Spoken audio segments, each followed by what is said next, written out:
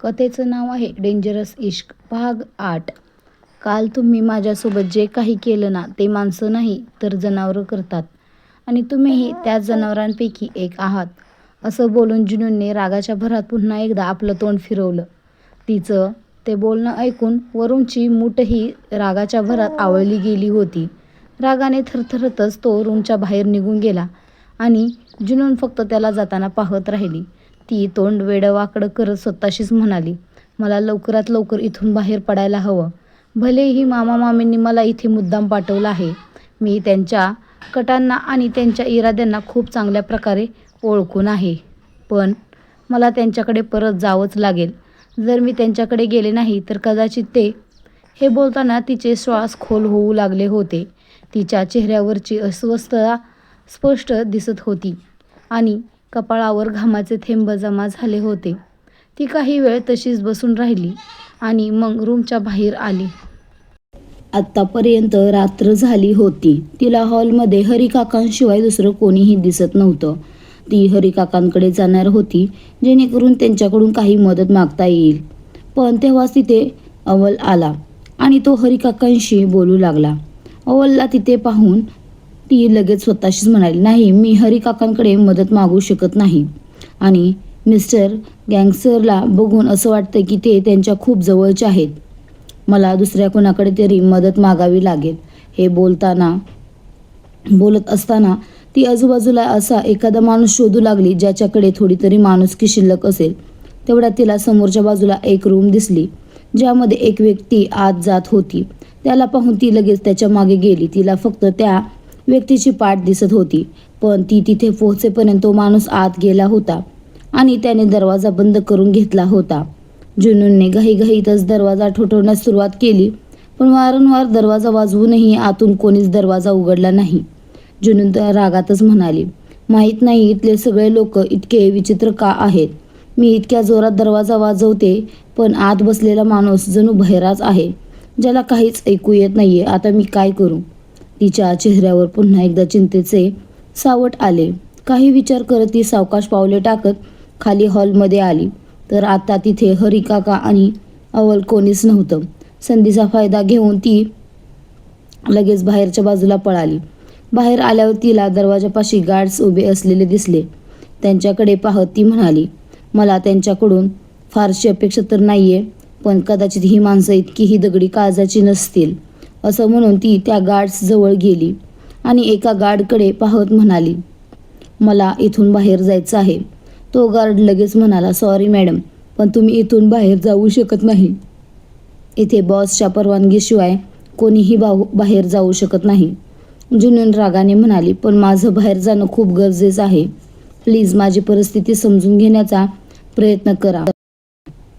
मला इथे राहायचं नाहीये. मला इथे जबरदस्ती आणलं गेलं आहे. प्लीज माझी मदत करा. मी तुमच्यासमोर हात जोडते. असं म्हणत जुनूनने त्यांच्यासमोर हात जोडले. तिला असं पाहून तो गार्ड दयाळू नजरेने तिच्याकडे पाहू लागला. तेवढ्यात जुनून म्हणाली, जर माझ्या जागी तुमची मुलगी किंवा तुमची बहीण असती तर तुम्ही तिला मदत केली नसती का? माझी मदत करा. हे बोलताना तिच्या डोळ्यातून सतत अश्रू वाहत होते आणि त्या अश्रूंनी आता त्या पाषाण हृदयाला पूर्णपणे वितळवून टाकलं होतं. तो गार्ड दरवाजा उघडण्यासाठी पुढे सरसावला. तेव्हाच दुसऱ्या गार्डने त्याला थांबवत विचारलं, अरे मित्रा, हे तू काय करतोयस? तुला बॉसचा स्वभाव माहीत आहे ना? जर त्यांना कळलं तर ते तुला जिवंत सोडणार नाहीत. पण जो गार्ड जुनूनची मदत करायला तयार झाला होता तो लगेच म्हणाला, पण कोणाला तरी जबरदस्ती आपल्याकडे ठेवणं चुकीचं आहे ना? मला या मुलीची मदत करावीच लागेल. असं म्हणून त्याने दरवाजाचं कुलूप आपल्या फिंगरप्रिंटने उघडलं. ते पाहून जुनूनच्या चेहऱ्यावर समाधानाचे भाव आले. ती लगेच पुढे आली आणि त्या गार्डसमोर हात जोडून म्हणाली, थँक्यू सो मच. तुम्ही कल्पनाही करू शकत नाही की तुम्ही माझी किती मोठी मदत केली आहे. ती अजून बोलतच होती. अचानक समोर उभ्या असलेल्या गार्डच्या डोक्यातून गोळी आरपार गेली आणि रक्ताची कारंजी उडाली. जुनूनच्या चेहऱ्यावरही रक्ताचे थेंब उडाले आणि तिच्यासमोर उभा असलेला तो जिवंत माणूस एका क्षणात प्रेत बनून जमिनीवर कोसळला. जुनून जिथल्या तिथे थिजून गेली. ब्लॅक मून विलामध्ये आर्वीने जशी त्या गार्डच्या डोक्यावर गोळी झाडली तसे जुनूनचे डोळे विस्फारले. ती भीतीने पूर्णपणे हादरून गेली आणि तिच्या तोंडातून जोरात किंकाळी बाहेर पडली. तो गार्ड एका क्षणात संपला होता आणि जुनून फक्त त्याच्याकडे पाहतच राहिली. थरथरत्या हाताने तिने आपला चेहरा झाकून घेतला. आरवी तिच्या जवळ आला आणि म्हणाला, सांगितलं होतं ना तुला, तू इथून कुठे जाऊ शकत नाहीस. तुझ्याबद्दल काय बोलू. तुला स्पर्श करणारी हवा देखील माझ्या परवानगीशिवाय इथून बाहेर जाऊ शकत नाही. मग तू असा विचार तरी कसा केलास की तू एखाद्या माणसासमोर गयावया करशील, त्याची मदत घेशील आणि इथून निघून जाशील. असा विचार करण्याची हिंमतच कशी झाली तुझी. जानम. त्याचं हे बोलणं ऐकून जुनूनने, जी आत्तापर्यंत ओल्या डोळ्यांनी त्या गार्डच्या मृतदेहाकडे पाहत होती, आता रागाने आरवीकडे पाहिलं आणि म्हणाली, किती नीच आहात तुम्ही. या गार्डने मला मदत केली, माणुसकी दाखवली आणि तुम्ही त्याचा जीव घेतला. कसलं हृदय आहे तुमचं. एका निष्पाप माणसाचा जीव घेताना तुमचे हात कसे कापले नाहीत. तिचं हे बोलणं ऐकून आरवी अगदी निर्विकारपणे म्हणाला, कोण निष्पाप. ज्याच्यामुळे माझी जान माझ्यापासून दूर जात होती, तो निष्पाप कसा असू शकतो. त्याने जी चूक केली आहे त्याला कोणतीच माफी नाही. जुनून रागाने थरथरत म्हणाली, बस करा, गप्प बसा. मला तुमची ही बकवास ऐकायची नाहीये. मी तुमची कोणतीही जानम नाहीये. खबरदार जर मला पुन्हा या नावाने हाक मारली तर. आरवी तिच्या दिशेने पुढे सरकत म्हणाला, अच्छा मग काय करशील जर मी तुला याच नावाने हाक मारली तर. जानम, जान, जाने मन, खूप नावं आहेत ज्यांनी तुला हाक मारायची माझी इच्छा आहे. सांग काय करशील. असं म्हणत तो जुनूनच्या अगदी जवळ येऊन तिच्यावर किंचित झुकला. जुनून पुन्हा एकदा थरथरू लागली. तिच्या डोळ्यातल्या वेदना स्पष्ट दिसत होत्या. आरवीने जुनूनच्या गालाला स्पर्श करत विचारलं, सांग ना जानम, काय करशील. तो बोलतच होता की जुनूनने त्याला जोरात धक्का दिला आणि ओरडून म्हणाली, सांगितलं ना मला हात लावायचा नाही. पुन्हा माझ्या जवळ येण्याची हिंमत करू नका आणि जर मला स्पर्श केला तर. असं म्हणत तिने आपलं बोट आरवीकडे रोखलं. तिचा हात प्रचंड थरथरत होता. ती रागाने त्याच्याकडे पाहत म्हणाली, जशी तुम्ही या गार्डला गोळी मारली तशीच स्वतःला गोळी मारू शकता का. स्वतःच्या माणसाला गोळी मारू शकता का. नाही. तेव्हा तुमचं हृदय जागं होईल. पण जेव्हा समोरचा तुमचा कोणी नसतो किंवा समोरच्याच्या वेदनांनी तुम्हाला त्रास होत नाही, तेव्हा तुम्ही त्याचा जीव घ्यायला एक क्षणही लावला नाही. सांगा मला, तुमच्यात इतकी हिंमत आहे का की तुम्ही माझ्यासाठी स्वतःला वेदना द्याल. मला त्रास देण्यात तर तुम्ही मागे हटत नाहीयेत. माझ्यावर जबरदस्ती करताना तुम्हाला काहीच अडचण वाटत नाहीये, पण स्वतःला त्रास देऊ शकता का. तिचं हे बोलणं ऐकून आरवी हसला आणि म्हणाला, तर तुला माझ्या वेडेपणाची चाचणी घ्यायची आहे. जुनून संतापून म्हणाली, अजिबात नाही. चाचणी त्यांची घेतली जाते ज्यांच्याकडून पास किंवा फेल होण्याची आशा असते. तुम्ही तर अत्यंत दगडी काळजाचे माणूस आहात, पण फक्त इतरांसाठी. स्वतःला साधं खरचडलं तरी तुमच्यासारख्या माणसाचं हृदय धडधडतं. ती बोलतच होती की अचानक गोळी झाडल्याचा आवाज तिथे गुंजला आणि जुनूनचे डोळे भीतीने मोठे झाले. तिने आपले दोन्ही हात कानावर ठेवले. तिची नजर आरवीच्या हाताकडे गेली, ज्यावर गोळी झाडली होती. गोळी चालवणारा दुसरा कोणी नसून खुद्द आरवीच होता. ती गोळी त्याच्या हाताच्या आरपार गेली होती आणि रक्त वेगाने वाहू लागलं होतं. जुनून इतकी जास्त घाबरली होती की तिचे डोळे विस्पारले होते. आरवी पुन्हा एकदा तिच्या जवळ आला. त्याच्या चेहऱ्यावर वेदनेची एक साधी रेषही दिसत नव्हती. तो जुनूनच्या जवळ येऊन म्हणाला, सांग पुढची गोळी कुठे मारू. माझ्या छातीवर की माझ्या डोक्यावर. असं म्हणत त्याने आधी ती बंदूक आपल्या छातीवर रोखली आणि मग आपल्या डोक्यावर. जुनून पूर्णपणे हादरून गेली होती.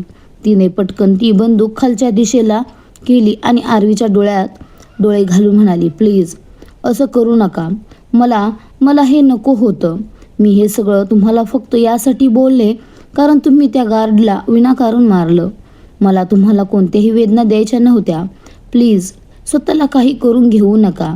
आरवी हसला आणि म्हणाला, जोपर्यंत तू माझ्यासोबत आहेस जानम, तोपर्यंत मी कोणाचंच काही वाईट करणार नाही. मी काही बादल अँथनी नाही आहे जो उगाचच लोकांना गोळ्या मारत फिरेल. पण जर तू माझ्यापासून दूर गेलीस तर मी स्वतःलाही सोडणार नाही. असं म्हणत त्याने पुन्हा ती बंदूक वर उचलली. आधी स्वतःच्या छातीवर रोखली आणि मग ती फिरवून जोरात जुनूनच्या छातीवर टेकवली आणि म्हणाला, ना मी तुला सोडणार ना मी त्याला सोडणार ज्याच्यामुळे तू माझ्यापासून दूर जाशील. हे बोलत असताना त्याने बंदूक खाली आधीच मेलेल्या गार्डकडे रोखली आणि दुसरी गोळी त्या गार्डच्या छातीतून आरपार गेली. जुनूनने आपल्या हाताने तोंड दाबून धरलं आणि ती ढसाढसा रडू लागली. तिने आरवीच्या डोळ्यात एक वेगळंच वेड पाहिलं होतं. आरवी तिच्याकडे बघत म्हणाला, आता आत चल आणि आपण दोघं जेवण करूया. मला भूक लागली आहे. असं व्हायला नको की माझी भूक मिटवण्यासाठी मला तुला वेदना द्याव्या लागतील, जे मला अजिबात नकोय. कारण जर मी तुला वेदना दिल्या तर त्यापेक्षा जास्त वेदना मी स्वतःला देईन. असं बोलून त्याने जुनूनला आपल्या कडेवर उचललं आणि तो आतल्या बाजूला जाऊ लागला. जुनून त्याच्या कडेवर आक्रसलेली होती आणि त्याच्या चेहऱ्याकडे पाहत होती.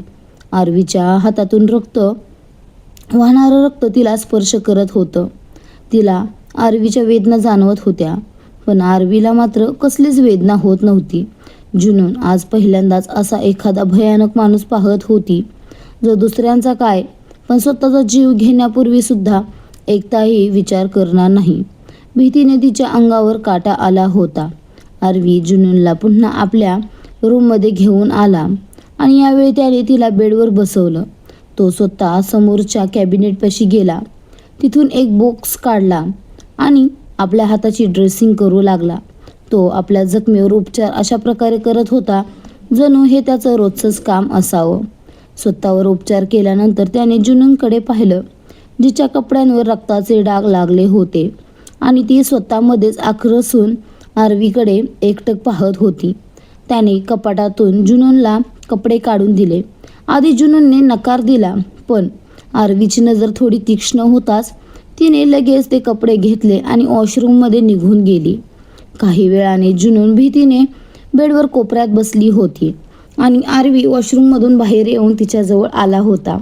जुनूनला आता हे समजलं होतं ती आरवीशी जिंकू शकत नाही. जर तिला इथून बाहेर पडायचं असेल तर आरवीला प्रेमाने समजावून सांगावं लागेल किंवा विनंती करावी लागेल. जबरदस्तीने किंवा चोरून पळून जाणं शक्य नाही. तेवढ्यात एक नोकरानी जेवणाची ट्रॉली घेऊन आत आली आणि ती टेबलच्या दिशेला नेऊ लागली. आरवी अतिशय थंड आवाजात ओरडला, तुला दिसत नाहीये का आम्ही कुठे बसलो आहोत? सोप्यावर बसून खाणार का तुझ्या बापाच्या? त्याचं बोलणं ऐकून ती नोकरानी थरथर कापायला लागली. तर दुसरीकडे जुनून सुद्धा आरवीकडे आश्चर्याने पाहत होती. त्यावेळी त्याचा राग त्याच्या चेहऱ्यावर स्पष्ट दिसत होता. जुनून त्या नोकरानीकडे बघत म्हणाली, तुम्ही प्लीज जेवण टेबलवरच लावा, मी तिथेच बसून जेवण करेन. हे बोलताना ती नोकरानीकडे नाही तर आरवीकडेच बघत होती. त्या नोकरानीने जुनूनचं बोलणं ऐकलं, पण तिचं ऐकण्याऐवजी ती ट्रॉली बेडच्या दिशेलाच घेऊन येत होती, कारण तिला फक्त आरवीचीच आज्ञा पाळायची होती. पण पुढच्या क्षणी आरवीने साईड टेबलवर ठेवलेला काचेचा ग्लास उचलला आणि जोरात जमिनीवर फेकला, जो थेट त्या नोकरानीच्या पायाजवळ जाऊन पडला. फक्त एका सेकंदाचा फरक पडला असता, नाहीतर ती काच थेट तिच्या पायाला लागली असती. नोकरानीची तर बोबडीच वळली. आरवीने तिच्याकडे न बघताच म्हटलं, जेव्हा माझी जानम म्हणते की टेबलवर जेवण लाव, तेव्हा टेबलवरच जेवण लाव. हे बोलताना तो जुनूनकडे मोठ्या वेड्या नजरेने पाहत होता. जुनूनने आपलं तोंड दुसरीकडे वळवलं आणि त्या नोकरानीला काहीच समजत नव्हतं की काय करावं. बिचाऱ्या नोकरानीला काही सुचेना की नक्की काय करावं. तरी काय, पण तिला आरवीची आज्ञा पाळण्याशिवाय दुसरा पर्याय नव्हता. ती तातडीने जेवण टेबलाकडे घेऊन गेली आणि घाईघाईत मांडू लागली. पण तिचे हात इतके थरथरत होते की तिला नीट जेवण वाढता येत नव्हतं. आणि अचानक एक काचेचा रिकाम्या बाउल जमिनीवर पडून फुटला. तो आवाज ऐकताच आरवी रागाने त्या नोकरानीच्या दिशेने धावला, पण जुनूनने लगेच आरवीचा हात पकडून त्याला रोखलं. आरवीने वळून तिच्याकडे पाहिलं तर जुनूनच्या डोळ्यात त्याला विनवणी दिसत होती. आरवी हसला आणि म्हणाला, माझा राग तर माझ्या स्वतःच्या नियंत्रणात राहत नाही. तू काय नियंत्रण करणार? जुनून हळूच म्हणाली, प्लीज आता तिला काही बोलू नका. तिची चूक नाहीये, मी विनंती करते. हे बोलताना तिच्या डोळ्यात पुन्हा एकदा पाणी तरळलं. आरवी तिच्याकडे बघतच म्हणाला, जानम, तुझी ही पहिली आणि शेवटची चूक माफ केली. यानंतर कोणतीही चूक माफ होणार नाही आणि पुन्हा मला राग येईल असं वागू नकोस. अजूनही माझा राग शांत झालेला नाहीये. त्याचे चेहऱ्यावरचे भाव खूपच कठोर होते. ती नोकरानी थरथरत्या आवाजात म्हणाली, मी आत्ताच हे साफ करते. असं म्हणून ती बाहेर गेली आणि काही मिनिटातच झाडू पोछा घेऊन आली आणि काचेचे तुकडे साफ करून निघून गेली.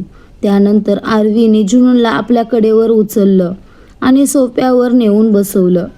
तो स्वतःच्या हाताने तिला जेवण भरवू लागला. जुनूनला मजबुरीने त्याच्या हाताने जेवण खावं लागलं होतं, कारण या क्षणी तिला आरवीचा प्रचंड तिरस्कार वाटत होता. आरवी फक्त जुनूनला जेवण भरवण्यात मग्न होता. तिचं अर्ध जेवण संपलं असेल तेवढ्यातच अचानक आरवीची नजर दरवाजाकडे गेली.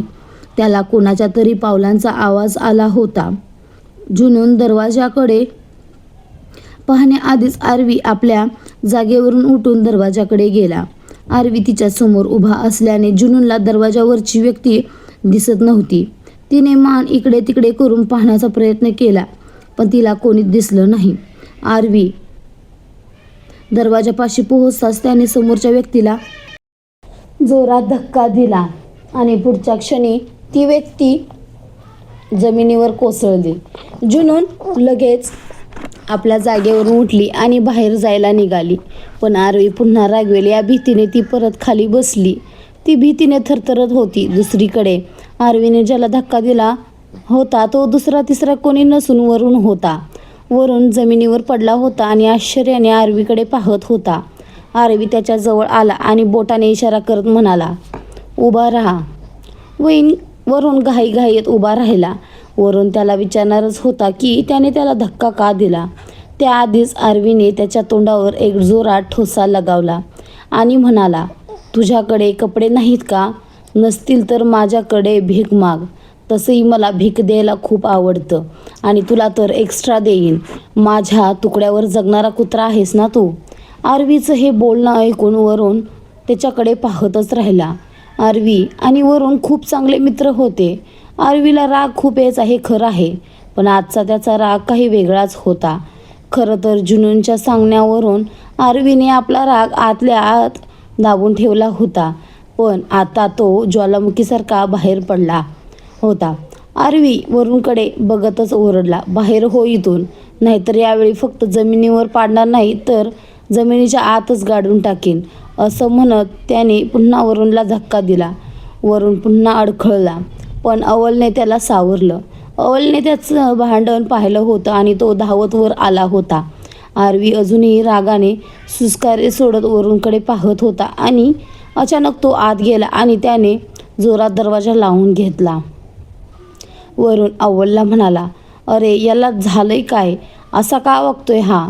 मानतो मी की मी याच्यासाठी काम करतो. हा नसता तर माझं खूप वाईट झालं असतं, पण याचा अर्थ असा नाही की हा मला भिकाऱ्यासारखे शब्द बोलेल. अव्वल त्याला समजावत म्हणाला, अरे सोड ना, तो सध्या खूप रागात आहे म्हणून असं वागतोय. वरून संतापून म्हणाला, पण त्याला राग मी दिलेला नाही आहे. यावेळी माझी काहीच चूक नाही आहे. मग मी का सहन करू? नक्की काय झालंय की तो माझ्यावर असा ज्वालामुखीसारखा फाटलाय? मी त्याचा हा अवतार सहन करणार नाही.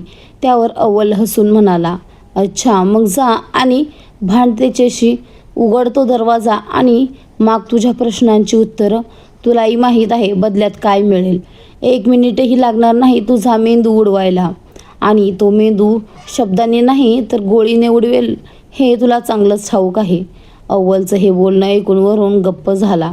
खरं तर आरवीसमोर त्याचं काहीच चालणार नव्हतं. तो आपल्या खोलीत निघून गेला. अव्वलने एक दीर्घ श्वास घेतला आणि स्वतःशीच म्हणाला, हा राग आरवीला जुनूनमुळे तर येत नाहीये ना. देवा, जर असंच चाललं तर आरवी स्वतःलाच काहीतरी इजा करून घेईल. तो आधीच 1 नंबरचा विक्षिप्त माणूस आहे. जर जुनूनने त्याच्या एखाद्या गोष्टीला नकार दिला तर तो स्वतःचं आणि जुनूनचं काय करेल हे सांगता येणार नाही. तर दुसरीकडे खोलीत जुनून अतिशय घाबरलेल्या अवस्थेत आरवीकडे पाहत होती. पुढील भागात काय होईल? जुनून स्वतःला वाचवू शकेल का? सर्व जाणून घेण्यासाठी आपल्या चॅनलला सबस्क्राईब करा आणि प्रत्येक चॅनलवर एकच कथा येईल इथून पुढे, तर सपोर्ट करा आणि भेटू लवकरच पुढच्या भागात.